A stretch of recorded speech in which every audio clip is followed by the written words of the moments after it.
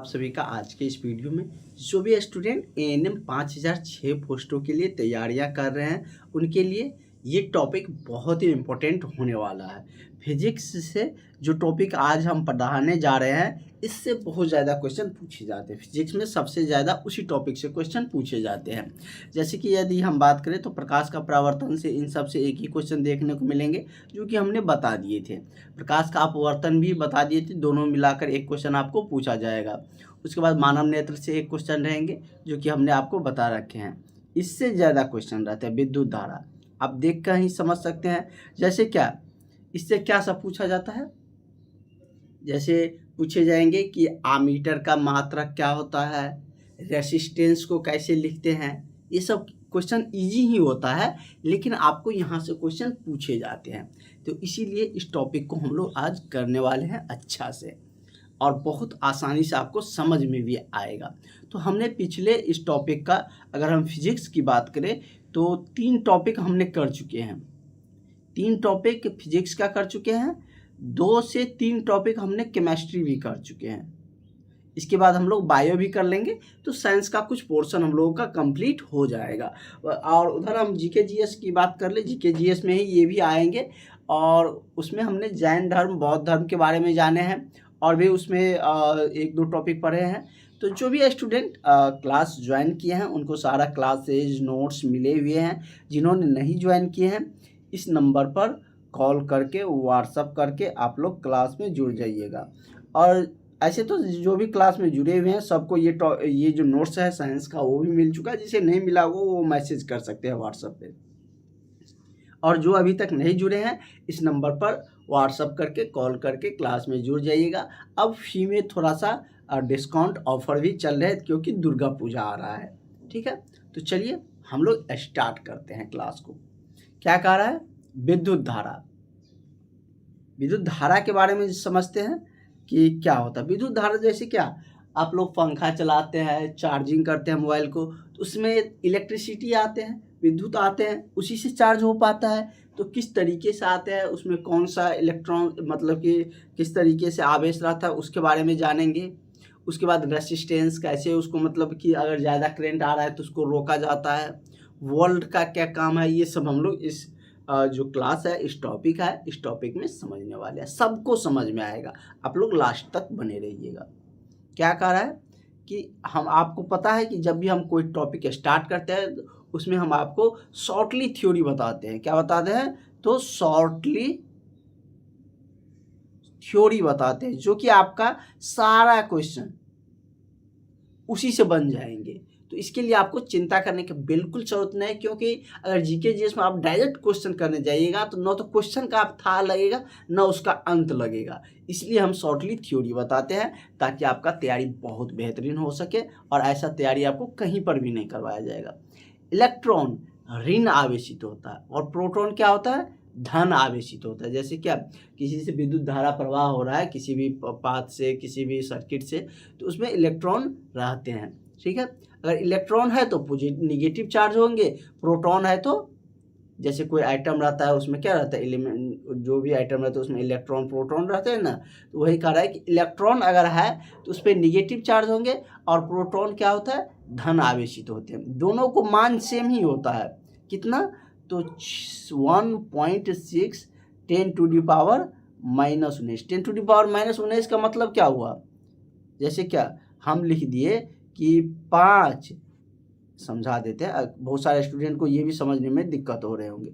10⁻⁻3, तो इसका मतलब ये हुआ कि 5, ये माइनस है ना, तो ये बट्टा नीचा में आ जाता है तो 3 को शून्य नीचा आ जाएगा, 10⁻3 नीचे आ जाएगा ना, 5/10⁻3, मतलब माइनस है तो वो बट्टा में आ जाता है। अगर बट्टा में है उसको ऊपर ले जाएंगे तो ऐसे लिखने में थोड़ा सा लग रहा है मतलब बट्टा फॉर्म है। इसको अगर हम डायरेक्ट लिखेंगे तो क्या लिखेंगे, 5 × 10⁻³ माइनस मतलब वो बट्टा में आ जाएगा हर के रूप में। तो समझ गए कि 1.6 10⁻⁻19 इलेक्ट्रॉन का भी मान होता है और प्रोटॉन का होता है। अगर प्रोटॉन है तो पॉजिटिव, अगर इलेक्ट्रॉन है तो यहाँ पर निगेटिव साइन लग जाएगा, -1.6 10⁻⁻19। ये पूछे जाते हैं क्वेश्चन। इतना कूलम, इसको यूनिट क्या चीज़ में लिखते हैं, कूलम। तो चलिए, आवेश, आवेश का ऐसा मात्रक क्या होता है? तो आवेश का ऐसा मात्रक पूछे जाते हैं तो आवेश का मात्रक क्या होंगे? कूलम होगा।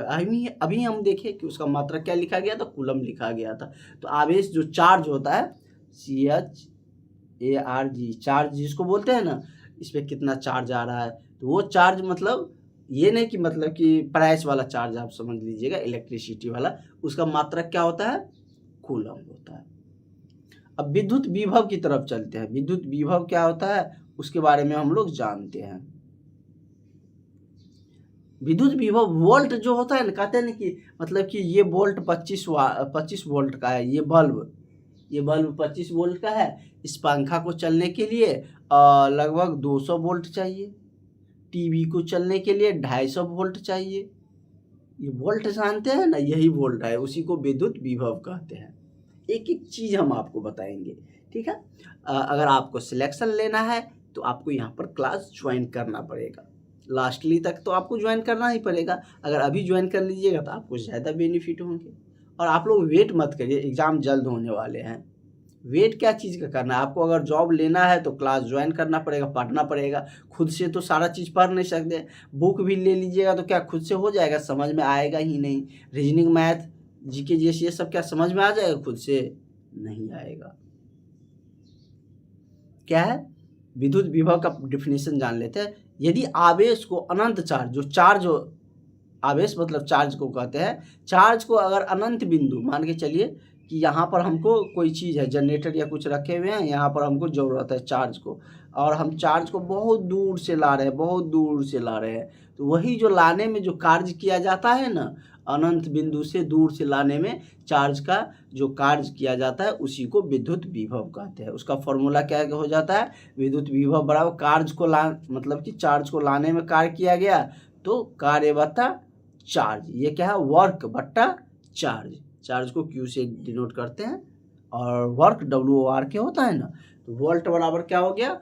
वर्क बट्टा चार्ज। और वोल्ट का विद्युत विभव या वोल्ट का लीजिए, और विद्युत विभव का मात्रक क्या होता है? वोल्ट होता है। क्या होता है? अगर आपसे पूछा जाए कि विभव, एक जगह हम वैसे सबको बता देंगे एसआई मात्रक, क्योंकि एसआई मात्रक से डायरेक्ट क्वेश्चन पूछ लेता है। विद्युत विभव का पूछेगा कि एसआई मात्रक क्या है, तो वोल्ट, इसको V से लिखते हैं। वही चीज़ यहाँ पर लिखा गया है। उसके बाद है विद्युत धारा। किसी भी करंट में धारा प्रवाहित होता है तो वो कितना हो रहा है, कैसे निकाला जाता है? तो वो कैसे निकाला जाता है? तो विद्युत धारा बराबर चार्ज बट्टा समय। मतलब कि 1 सेकेंड में कितना चार्ज पास हुआ उस सर्किट से, उसी को क्या कह देते हैं? विद्युत धारा। या इसको आप ऐसे भी याद रख सकते हैं, चार्ज बराबर Q बराबर IT। क्या? Q बराबर IT, मतलब कि चार्ज बराबर करंट गुना टाइम। ये क्या है? करंट है, ये टाइम है।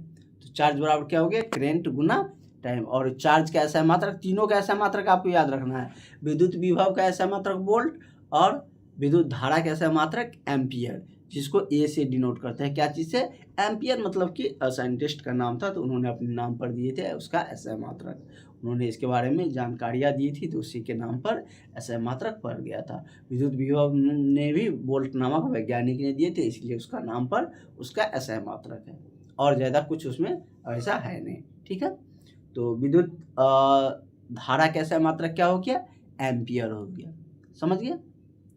अब ओम्स का नियम आप लोगों को 10वां में पढ़े होंगे। इसके अनुसार क्या होता है?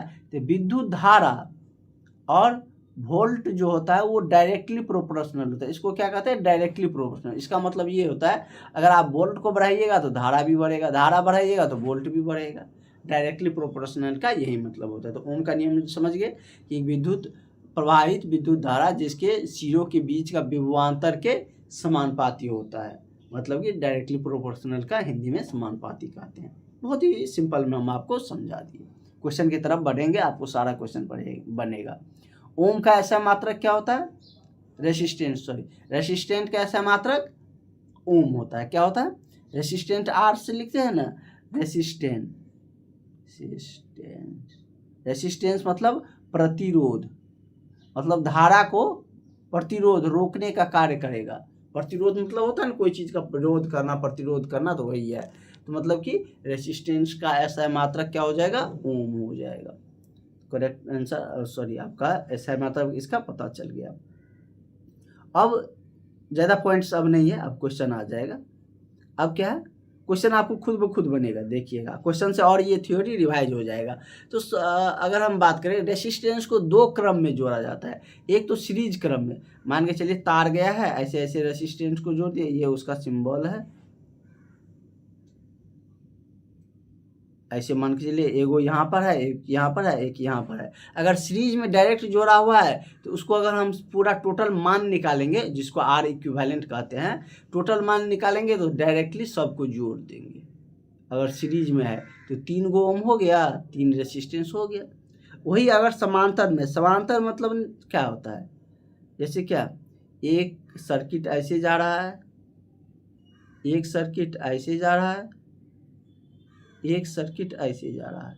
मान लीजिए A से B इसको मान लीजिए, C से D मान लीजिए, E से F मान लीजिए। 3 गो सर्किट है, देखिए एक दूसरे को पैरेलल है ना। मतलब कि ये दोनों तो कभी मिलेंगे नहीं, ऐसे जा रहा है, ये ऐसे जा रहा है, तो मिलेंगे तो कभी नहीं। जो रेखा कभी नहीं मिलता है एक दूसरे के पॉइंट पर, तो वही पैरेलल कहलाता है, समांतर। तो अगर समांतर में रहता है तब सबका निकालना है, मतलब कि इक्विवेलेंट। अगर रेसिस्टेंट का इक्विवेलेंट तो सबको क्या करते हैं, तो बट्टा में जोड़ते हैं, है ना। 1/R इक्विवेलेंट बराबर 1/R1 प्लस 1/R2। क्वेश्चन से और क्लियर हो जाएगा, क्वेश्चन की तरफ जो बढ़ेंगे तब, ठीक है। तो ये यहाँ पर दिया गया है। चलिए क्वेश्चन की तरफ बढ़ते हैं।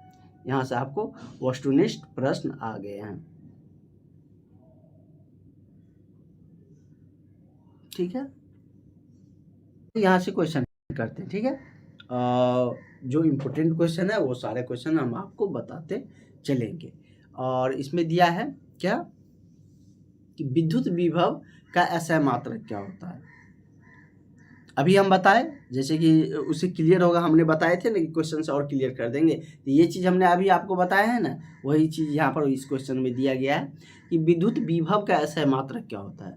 तो इसका क्या होता है, वोल्ट होता है।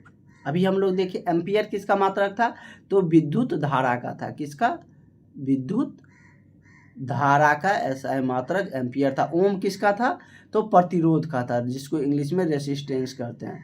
प्रतिरोध का SI मात्रक क्या था, ओम था। जूल किसका होता है, तो कार्य का मात्रक जूल्य होता है।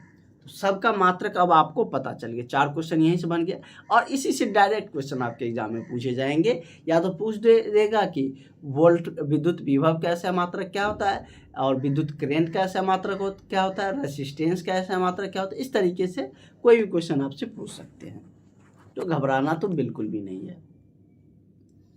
चलिए, अब तो ये क्वेश्चन खुद बना सकते हैं आप। जो कुछ चीज़ें बताए हैं वो सारे क्वेश्चन कर रहे हैं। विद्युत धारा की प्रबलता का SI मात्रक क्या होता है, मतलब सिंपली विद्युत धारा का SI मात्रक क्या होगा। विद्युत विभव का SI मात्रक तो देख लिए, वोल्ट। अब विद्युत धारा का SI मात्रक बताइए क्या होगा। जैसे कि पहला ऑप्शन दिया है एम्पियर, ओम, कूलम, वोल्ट, तो क्या हो जाएगा, तो विद्युत धारा का SI मात्रक एम्पियर होता है। क्या होता है, विद्युत धारा का SI मात्रक एम्पियर होता है। विद्युत विभव का हम लोग वोल्ट देखें, विद्युत धारा का क्या होता है, एम्पियर। तो correct answer option number A हो जाएगा।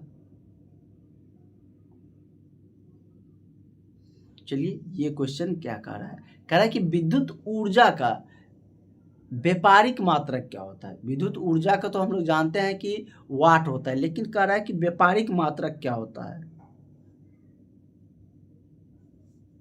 तो इसमें मतलब कि थोड़ा सा व्यापारिक मात्रा आपका ये हो जाएगा वाट पर।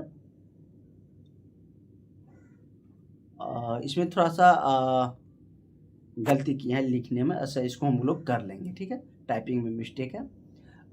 इसका अभी हम उसको बताए भी नहीं है, उस पर हम लोग चलेंगे विद्युत जो कि ऊर्जा के बारे में, तो वहाँ पर हम और डिटेल्स में आपको बताएंगे भी। प्रतिरोध का SI मात्रक बताइए। जो सब बताएं वो सारे क्वेश्चन अभी कर लेते हैं, उसके बाद नेक्स्ट क्लास में जो और बताएंगे उसके बाद उसका क्वेश्चन कर लेंगे। प्रतिरोध का SI मात्रक बताइए। अभी हमने आपको बता दिए हैं क्या होता है, यही सब पूछे जाएंगे, सिंपल। प्रतिरोध की SI मात्रक क्या होता है, जिसको इंग्लिश में रेसिस्टेंस कहते हैं, जो धारा को रोकने का कार्य करता है। मान के चलिए कि किसी वायर में ज़्यादा करंट आ रहा है, जैसे कि मेन वायर होता है 11,000 वोल्ट वाला, उसको मतलब कि आपके घर तक डिस्ट्रीब्यूट करना है, तो आप तो उतना वोल्ट लेके नहीं जाइएगा, उतना का तो ज़रूरत है नहीं। तो उसके लिए क्या करता है, प्रतिरोध के माध्यम से जो धारा को रोक सके वो लगाए जाते हैं। ऐसे जो पदार्थ है, जो भी एलिमेंट्स है वो लगाए जाते हैं ताकि धारा को रोक सके, प्रतिरोध कर सके। तो वही पूछ रहा है कि प्रतिरोध का ऐसा मात्रक होता क्या है, क्या होता है, ओम होता है। अभी हम लोग देखे थे ना कि प्रतिरोध का जो आपका इंग्लिश में जिसको हम लोग रेसिस्टेंस कहते हैं, उसका ऐसा मात्रक ओम होता है। कह रहा है इसमें से कौन सा सत्य है, जो कि हम लोग ओम के नियम जो जाने थे उसके अनुसार दिया है। ओम के नियम के अनुसार क्या पढ़े थे कि भी आई डायरेक्टली प्रोपोर्शनल होता है किसका, भी का, यही ना पढ़े थे। तो यहाँ पे ये प्रोपोर्शनल साइन का हटता है तो क्या बन जाता है, आई बराबर भी बट्टा आर। क्या बनता है, ये साइन हट के 1/r हो जाता है। तो आई बराबर क्या होता है, भी बट्टा आर, या भी बराबर आई आर हो गया। देखिए कहाँ पर दिया है, तो ऑप्शन नंबर सी में दिया है कि भी बराबर आई आर। यही ना है कि आई क्या लिखे, आई डायरेक्टली प्रोपोर्शनल टू भी होता है। तो आई बराबर, अगर बराबर करेंगे प्रोपोर्शनल को हटाते हैं तो ओम के नियम के अनुसार बट्टा में आर आता है। देखिए इधर ये मल्टीप्लाई कर देते, इस तरीके से ऑप्शन दिया नहीं गया है। तो आई इंटू आर क्या हो जाएगा, आई आर बराबर भी हो गया ना। देखिए यहाँ पर दिया है भी बराबर आई आर। तो ओम के नियम का यहाँ पर दिया गया था, उसके सत्यापन करके बताना था कि इसमें से कौन ओम के नियम के अनुसार सत्य है। पता चल गया, ऑप्शन नंबर क्या हो जाएगा, सी आपका करेक्ट आंसर इनका हो जाएगा। किसी को कोई दिक्कत, आप लोग करिएगा क्या, जो हमने आपको थ्योरी पॉइंट्स बताए हैं उसको रिवीजन करिएगा, वो रिवाइज करिएगा ना, अपने आप क्वेश्चन बनेगा, सारा क्वेश्चन बनेगा। आप देख रहे हैं कुछ क्वेश्चन में दिक्कत आएंगे तो उसके लिए तो हम है ही, आप लोग भी ग्रुप में ऐड है ही। कह रहा है कि एमीटर की विद्युत परिपथ में कैसे जोड़ा जाता है, ये समझा देते हैं। देखिए आमीटर जो होता है, एमीटर क्या करते हैं, आमीटर भी कहीं पे लिखा रहेगा, कहीं पे एमीटर लिखा रहेगा, तो कंफ्यूज बिल्कुल नहीं होना। एमीटर और वोल्टमीटर के बारे में जान लेते हैं। एमीटर क्या करता है, तो विद्युत परिपथ में, ये जो विद्युत परिपथ है उसमें क्या करता है, तो विद्युत धारा को मापता है। किसको, विद्युत धारा। वही अगर वोल्ट मीटर की बात करें तो वो वोल्ट को नापता है। किसको, वोल्ट को, कितना वोल्ट इसमें करंट पास हो रहा है। वोल्ट मीटर वोल्ट को नापेगा और विद्युत, और एमीटर विद्युत धारा का मात्रक होता था ना। एमीटर विद्युत परिपथ में कह रहा है कि कैसे जोड़ा जाता है, श्रेणी या समांतर क्रम में।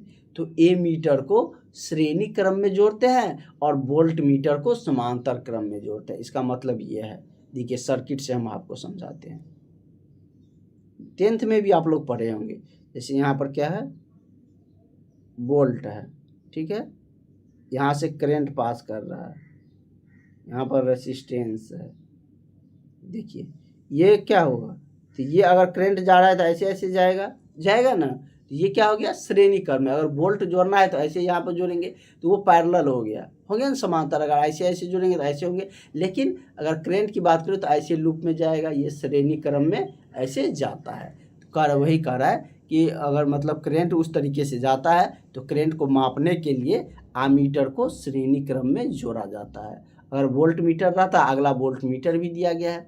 अगर आमीटर को हम श्रेणी क्रम में जोड़ रहे हैं तो कह रहा है अगला क्वेश्चन कि वोल्ट मीटर की विद्युत परिपथ में किस क्रम में जोड़ा जाता है।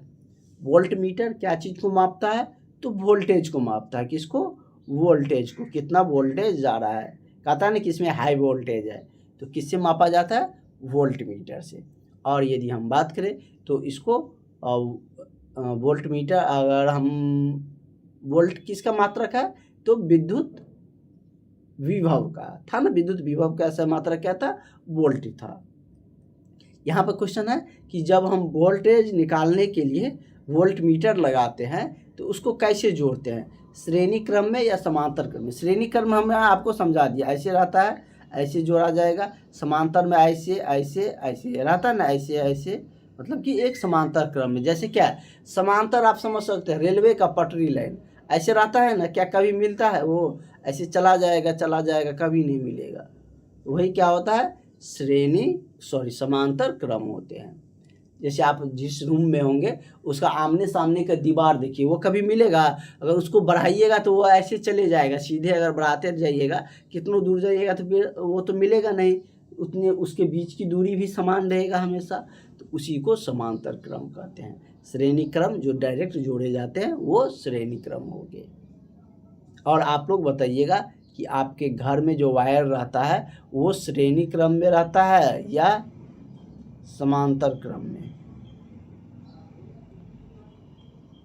वायर रहता है ना आप लोग का, जब बल्ब जलाते हैं वो श्रेणी क्रम में रहता है या समांतर क्रम में?